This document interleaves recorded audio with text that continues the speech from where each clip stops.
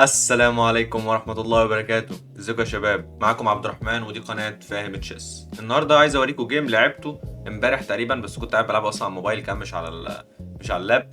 كنت قاعد بلعبه كده وانا اصلا يعتبر قاعد في السرير كده مش مركز وكده، بس لعبت لعب يعني ايه كويس. لعبت جيم كان كويس جدا، كان ضد واحد تقييمه ثانية واحدة شيك، كان تقييمه 1956. الجيم ده بقى نتيجته مفاجأة، ولكن التحدي بتاعنا ان احنا كنا قايلين نحاول نلعب الجيام من غير بلندرات. هل انا هنجح في التحدي المرة دي؟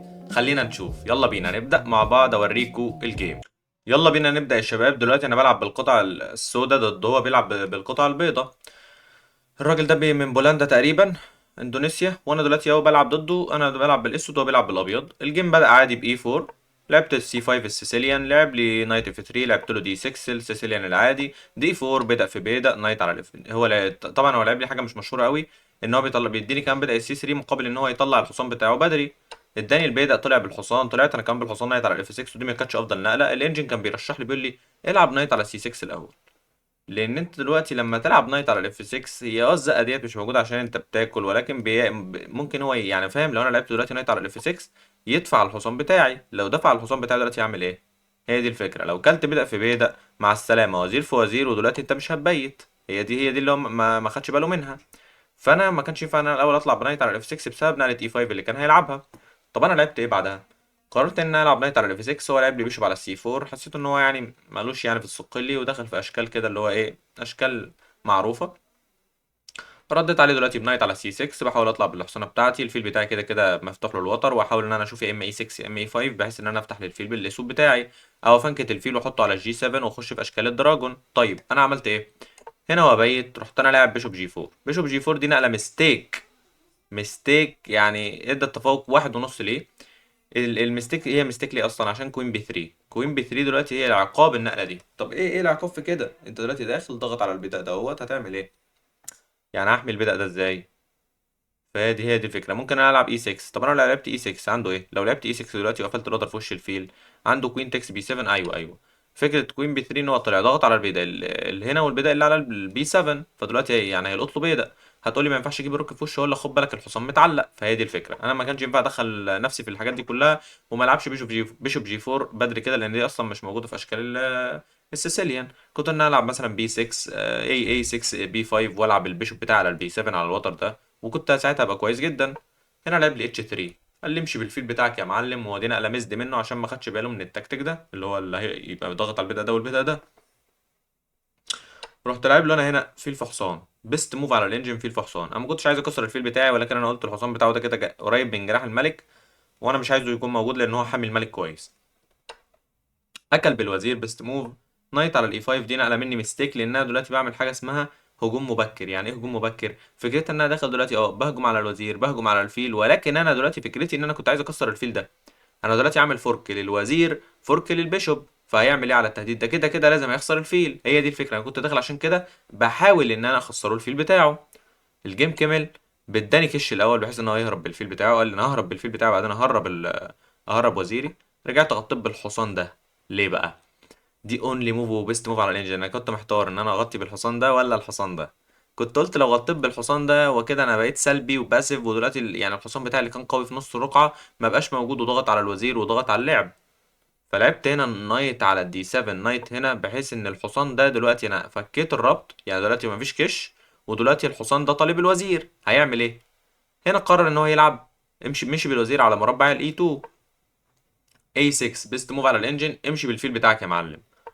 قال لي يا عم انا هرجع ورا. رحت طرده كمان مره، راح ماشي على الوتر. حلو، وتر اللي هو البي 3. الوتر ده قوي، هو ده نفس الوتر بتاع السي 4. باصص على مربع ضعيف عندي اللي هو مربع الاف 7. طبعا يا جماعه، مشكله ان الواحد يلعب في البث او في اللايف، والله يا جماعه ان بجد عمرك ما تعرف تلعب في البث كده زي ما بتلعب على وضعك حقيقي. لان انت دلوقتي بص، يعني لو جربت انت، حد فيكم يا جماعه جرب ان هو يلعب في البث، حاجه غريبه يا جدعان، احساس غريب اصلا. انت بتلعب في البث كده يعني مش بتبقى مركز، وما بتبقاش عارف تلعب اصلا نقلات، ومش عارف تفكر في خطط. اه والله وتبقى قاعد مركز مع الشات مع الناس والله. فيعني اي جيم حلو بعمله عمري ما عملته حلو بس يعني لازم اعمله ايه وانا قاعد كده لوحدي في الروقان بلعب بتاع. انا عملت هنا ميستيك وكده، لعبت بدقة حاجة و80%، ولكن جيم كويس، مش كسبت. المهم ان انا كسبت. هنا لعبت جي 6 بيست موف على الانجن، قلت ان انا عايز اجيب البيشوب بتاعي على جي 7 ابيت قصير، واحاول ان انا يعني ايه اخش باشكال الدراجون. هي متاخره، ولكن دلوقتي انا عايز الفيل بتاعي يكون سفاح على مربع جي 7. هنا لعب نقلة اف 4 دي انا كنت حسيتها مش حلوه منه، ولكن طلعت قويه جدا لانها حلوه. انها طلعت اولا طردت حصاني من مكانه الكويس جدا في الرقعه، ودلوقتي حصاني دلوقتي اروح بيه فين؟ انا كنت بفكر اروح هنا، ولكن انا بخسر بيدق. كنت بفكر ان انا اجي هنا، يعني قلت ان انا ممكن اجي هنا برضو حلوه، وبعدين اجي اضغط على الفيل مثلا من هنا، او مثلا ممكن ادعم الوسط باي 5 واحط حصاني هنا. ففكرت في النقلات دي كلها ولعبت نايت على سي 6. دي نقله كويسه جدا. طب هو بينصحني بايه؟ كان بيقول لي نايت على سي 6 هي دي بيست موف على الانجن. هنا لعب لي نايت على الدي 5، نقله ميستيك منه. ليه النقله دي ميستيك؟ هل انا عرفت اعاقبه؟ لعبت نايت على الدي 4 الاول عشان ما احاول اعاقبه الاول، يعني طلعت الاول بتيمبو على وزيره، وبعدين قلت اشوف هنعمل ايه. حرك وزيره هنا، ودي نقله ميستيك منه عشان نقله اي 6 دلوقتي. اي 6 دلوقتي نقله بتفوز. اي 6 نقله بتفوز دلوقتي. ليه النقله دي بتفوز؟ اي 6 الحصان ده هيروح فين؟ ساعتها ممكن نطلع كمان على الوزير من هنا، ولو اكل باكل، ودلوقتي انا خلاص قفلت هجومه خالص. ولكن انا هنا اكلت الفيل بتاعه، قلت الفيل ده مزاولني، انا لازم اكل الفيل. ما حبيتش يعني ان الفيل ده واقف على وتر سوبر اكتف لو الحصان اتحرك، والوتر ده جامد الصراحه. كسرت الفيل، اكل بالبيضه، عملت له بادئ دبل. لعب لي كوين جي 5، دي نقله ميستيك منه بعد ما انا حطيت البيشوب على جي 7. دلوقتي انا ضغط على البيضه ده، فالفيل متكتف، الفيل ده ما يعرفش يتحرك. جه هنا بالوزير ضغط على المربع ده. فكرتها ايه؟ فكرتها لو انا اتسرعت يا جدعان وبيت، يعني انا لو عملت التبيت مثلا بريموف، بس هو اختيار احنا بنلعب رابد، يعني انا مش هبيت كده بريموف. فكرتها ان البيضه ده هيقع ازاي لو بيت دلوقتي يا جدعان؟ البيضه ده اهو هياكله. هياكله بايه؟ ما يا عم ياكله بالوزير، تاكله بالوزير يقوم ياكل بالحصان، وهو دلوقتي خد بيضه بكش. هتعمل ايه؟ الملك بتاعك دلوقتي تتحرك، ودلوقتي خلاص هو خد منك بيضه ورجع البيضه بتاعه، والتفوق اللي معاك يعتبر راح. بس انا لسه افضل. بعد كوين جي 5 انا ما بيتش، لان انا كنت عارف التريك اللي في باله، ولعبت نايت هنا. نايت على السي 5، فكرتها انها داخل ضغط على البدأ ده وضغط على البدأ ده. مش عارف ليه النقله دي ميزد، هو بيقول لي ان انت عندك ميزد تاكتيك بسبب نقله اي 6. بيعمل يقول لي العب اي 6 وحاول تكسر وزراء.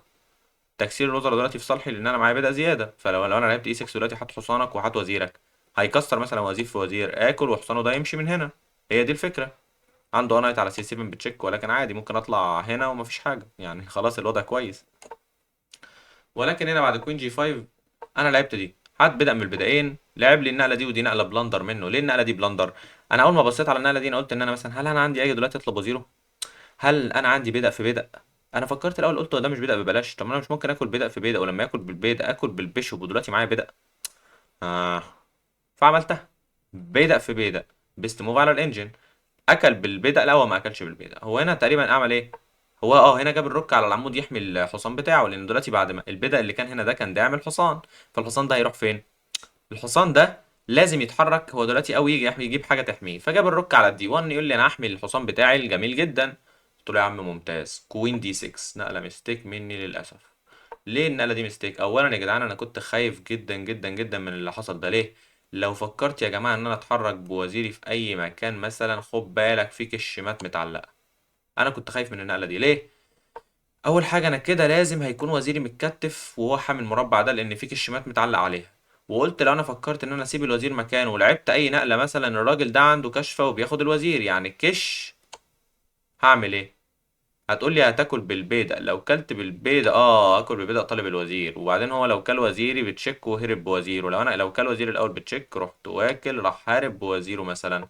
هنا انا لسه معايا تفوق، ولكن دلوقتي انا خسرت وزيري، ما كنتش حابب ان انا اخسر وزيري في الاشكال دي.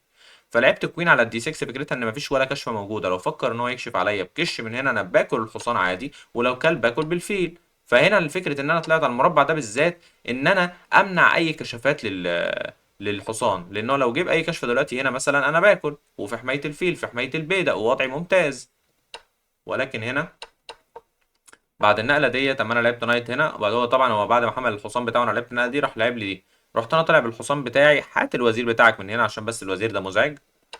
قال لي يا عم ماشي، انا دلوقتي هاكل بدأ في بدأ دلوقتي. رحت واكل بالوزير مستيك مني. بيقول لي يا عم ما كنتش تاكل بالوزير، بيقول لي كل بالوزير. كل الحصان. اوه. بيقول لي كل الحصان، ولما ياكل بالروك تاكل وزيره ياكل بالبيشوب، وبعدين اتش 6، وهنا انت افضل. ولكن طبعا انا ما حبيتش اخش في الحاجات دي طبعا ابدا. يعني انا قلت له تعالى كسر وزراء وخلاص يا عم، واستمتع ببدايين زياده. ليه اطلع كسبان بدأ واحد مكسب بدايين؟ لعب هو ايه يا جدعان؟ قال لي يا عم انا مش هكسر وزر، انا هرجع بوزيري. قلت له يا عم خير. لعبت له بقى بيست موف اونلي موف على الانجن، والنقله دي انا فخور بيها.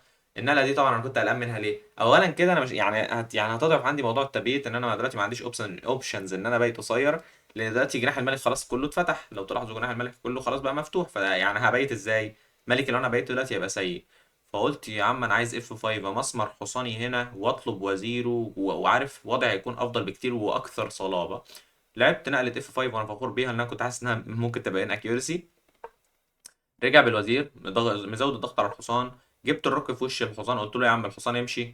راح هو جايب الفيل بتاعه وقال لي يا عم هات الوزير بتاعك. قلت له عادي جدا انا هتحرك واكل البدء ده بيست موف، انا ما خفتش من اي حاجه. انا دلوقتي هو ما عندوش حاجه، حصاني محمي، فيلي باصص على اي حاجه. لو حركت دلوقتي وزير هيبقى طالب الرك، وعندي دلوقتي افضليه بكتير، معايا دلوقتي افضليه 3 ونص على الانجن. دلوقتي جالي بالحصان على السي 7 بتشيك. فكرتها ان هو مفكرني مثلا يعني لو اتحركت كده هياخد الروك مثلا، يعني هو لو فكرني ان انا مثلا جيت كده يقوم ايه واكل الروك بتشيك، ودلوقتي هو بيكسب الدور. ولكن انا عمري ما اعمل كده، مين اللي هيعمل كده؟ طلعت انا على الاف 7 اونلي موف وبيست موف على الانجن، بحيث ان الروك دي تكون حاميه الروك دي، لو فكر ياكل انا هاكل بالروك، ووضعي افضل بكتير ومعايا افضليه 4 على الانجن. قال لي يا عم بقول لك ايه، انت عمال تلم بادئ ودلوقتي معاك 3 بادئ اكتر مني، هاخد البيدق. عمال احاول بقى انه يلم مبادئ هو كمان، لكن انا قلت له يا عم هاكل الروك بتشيك ياكل بالوزير. قررت ان انا اديله بالبيشوب تشيك يتحرك بالملك.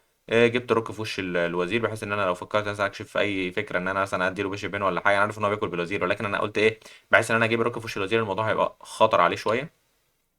مد ايده كمان على بيضه، ودلوقتي معانا تفوق 6. لعبت النقله ديت ميستيك، ضيعت جزء كبير من الافضليه، لان انا دلوقتي معايا دلوقتي افضليه 7 ونص. لما لعبت نايت على الاف 2 يا جدعان بقى معايا افضليه واحد ونص يعني، وكان معايا ضغط وقت. المشكله لو تلاحظوا في وقتي دلوقتي اقل من دقيقه، فانا كنت مضغوط في الوقت مش عارف افكر. بيقول لي يا عم العب بيشوب اي 5 وكسر الفيل لو كل تاكل، ودلوقتي انت خفيت الضغط، ودلوقتي عندك كمان كشمات، لو فكر يغطي انت بتديله ماء، لو غطى بالبيضة بتديله تشيك يتحرك تديله تشيك ميت، صح؟ فهنا انا لازم افكر في الحاجات ديت، ان انا لازم ابسط الموقف طول ما انا معايا بادئ زياده.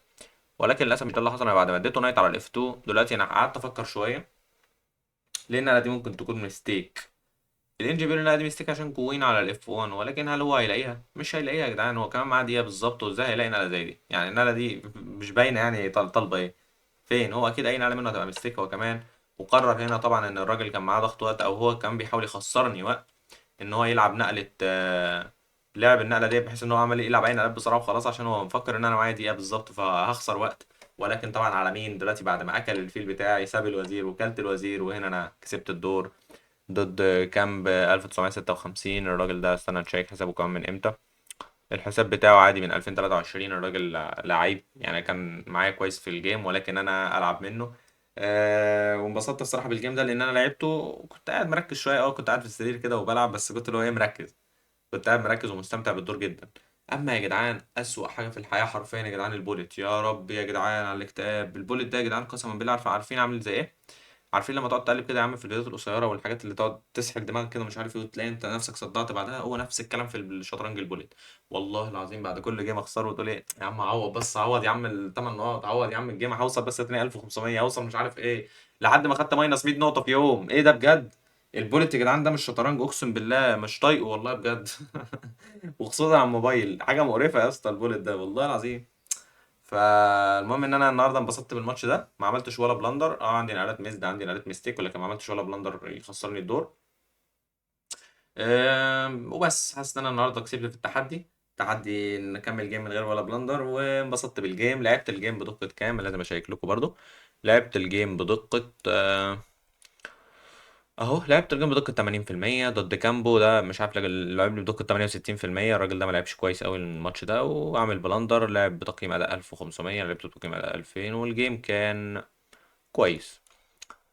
بس يا شباب، يعني اتمنى تكونوا يعني انبسطتوا بالجيم معايا، وان شاء الله نعمل اجيام اكتر، ونحاول ان احنا نكمل برضو مثلا كورس الدفاع الصقلي وكورس كورس ارت اوف اتاك اند تشيس، وهاو تو اسيس يور تشيس. الحاجه دي طبعا لازم احاول اكملها. وفي لايف طبعا النهارده يا جماعه الساعه 8 مساء، نطلع مع بعض نعمل فقره ملك الكالكوليشنز، ونعمل مع بعض اسمها ايه البطوله، نعمل بطوله. في فقرة كمان يا جدعان، فقرة بريليانت المتابعين، نقلاتكم البريليانت العظيمة الرايقة، هنعرضها مع بعض ونقعد نحلل لجامكم الجميلة. وبس اشوفكم النهارده الساعة 8 مساء. بحبكم جدا يا شباب، سلام.